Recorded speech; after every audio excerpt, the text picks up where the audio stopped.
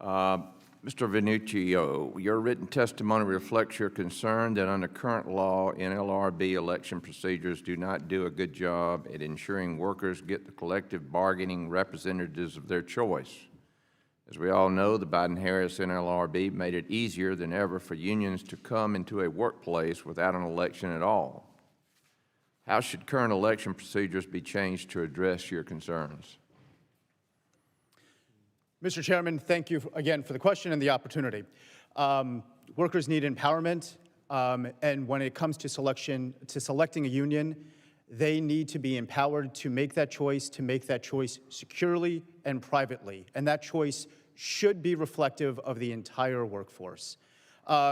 Given some of your legislation in the past, Secret Ballot Protection Act, workers should be afforded the secret ballot to choose a union in private without intimidation or coercion, and we have heard countless stories before this committee of that type of intimidation and coercion that comes with car check and could come out of a decision stemming from the CEMEX decision of the previous NLRB. Further, the NLRB should also honor the true language, the precise language of the National Labor Relations Act that says that a union must be chosen by the majority of all the employees in a unit, or at a minimum, a quorum of majority of the employees in the unit. Good, thank you. Mr. King, last Congress, the Save Local Business Act was introduced to reverse the damage done by the Biden-Harris Board's position on the joint employer issue. Can you explain the 2023 NLRB joint employer rule and how we can amend the law to create a predictable legal landscape for employers? Well, hopefully an approach will emerge from the board, whether it be a Democrat board or Republican board, Chairman Allen, that only would find a joint employer relationship when there's direct and immediate control of one entity over another entity's employees in terms of conditions of employment. This area of the law has been turned upside down, back and forth.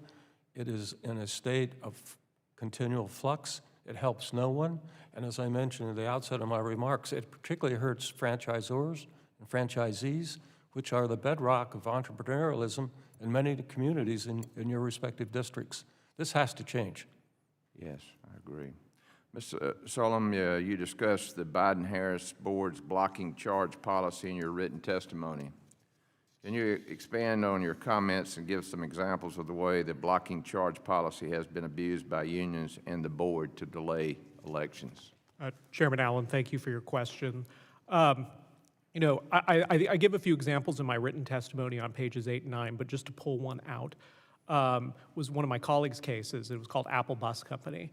An Apple Bus Company, they filed for an election in 2017, and they didn't get an election until 2019 because over the course of the next 2 years, the union filed 15 blocking charges, 8 of which were dismissed. The other ones were settled with non-admissions clauses, so there was never any proof that any of the allegations exist. When the day for the election finally came, the union didn't even face the voters. They walked away. They disclaimed interest, which makes it look like they were filing just to delay their time in power.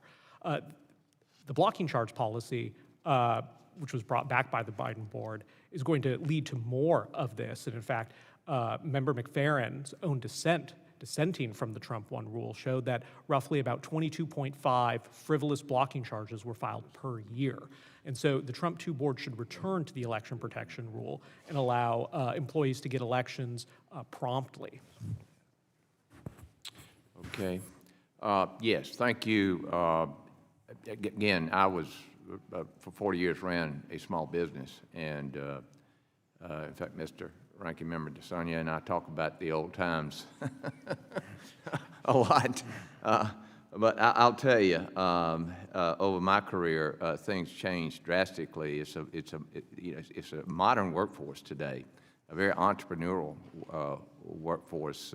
I was with a group last night. We were talking about ESOP programs and things like that. I remember that folks working at Procter & Gamble there in Augusta who were making nice wages, but they ended up millionaires because they were participating in the Procter & Gamble stock program.